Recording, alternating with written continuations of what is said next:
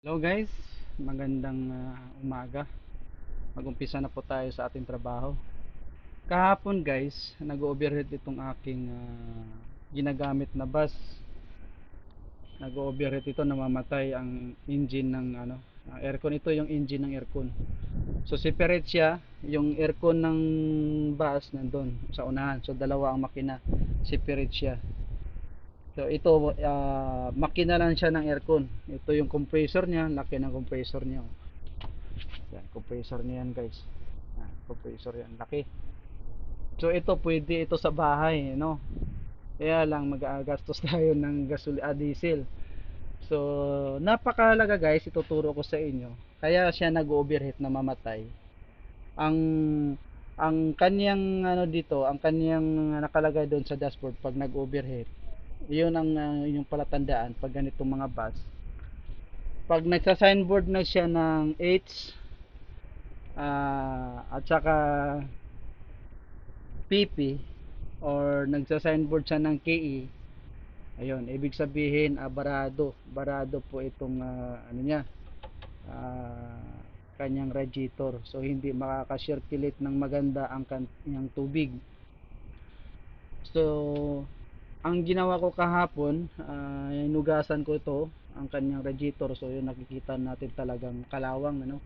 Yun ang mahirap dito sa sa ang maraming driver, kasi maraming driver yung gumagamit nito. Yun ang hindi na maintain ang maintenance nito. Hindi na maintain kasi maraming ang driver ang gumagamit. So ngayon guys, i-check natin ulit. Lagyan natin siya ng tubig, coolant. Ayan, siyempre guys, i-check na rin natin ito. Ayan, yung kanyang langis. Ayan, may langis naman siya. Okay naman yung kanyang langis. So yun ang problema nito kahapon, yung tubig. Nag-overheat siya. Dito guys, makikita natin dito ang kanyang monitoring. Ito yung monitoring niya. Yan, katulad niyan. Yan, ay ibig sabihin okay siya. Pag nagsisignal dito guys, nagsisignal dito yung PP, KE. Yan, ibig sabihin sa radiator. Pero mamaya na natin pandarin yan guys, dahil i-check up muna natin yung tubig. Ayan, maglalagay tayo ng tubig. I-check up natin yan guys. Siyempre, wala na naman siyang tubig. Eh, oh. Yung tubig, ano na rin niya, yung tubig niya ay kalawang na. Marami nang lumalabas, kaya kahapon nilinis ko kahapon yan, talagang puro kalawang na ang loob ng kanyang radiator. So in-advise ko na ito sa aking boss na kailangan malinis itong radiator na ito para matanggal na yung mga kalawang dumi din sa loob ng kanyang radiator. Kasi kaya siya namamatay ang makina dahil overheat, dahil hindi na maganda ang kanyang daloy ng kanyang tubig udong. Kaya siya nag-overheat. So kailangan natin yan ipalinis ang radiator. Tatanggalin ito, tatanggalin para linisin ang kanyang radiator. So ngayon, minomonitor ko muna kung mag-ano siya, kasi kahapon inayos ko ito. Pero ngayon, i-check ko ulit, lagyan ulit siya ng tubig. Ito, lalagyan natin ng tubig. Ayan, may tubig pa naman siya. Ayan. Kasi kahapon, talagang uhaw na uhaw siya. So ayan, may tubig, ano. At na-check na rin natin yung langis.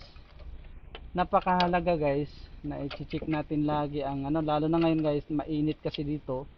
Ang panahon dito talagang napakainit. So kailangan natin i-check yan. Ang mga wire, yan, check natin yung wire. Ito guys, inano na yan, nilagay ko na lang dyan.